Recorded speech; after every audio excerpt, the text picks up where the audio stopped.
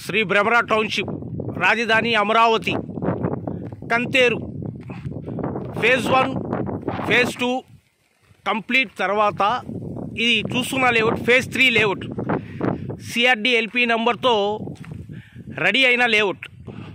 Phase 3 Kantheru phase 3 CRDA gated community layout.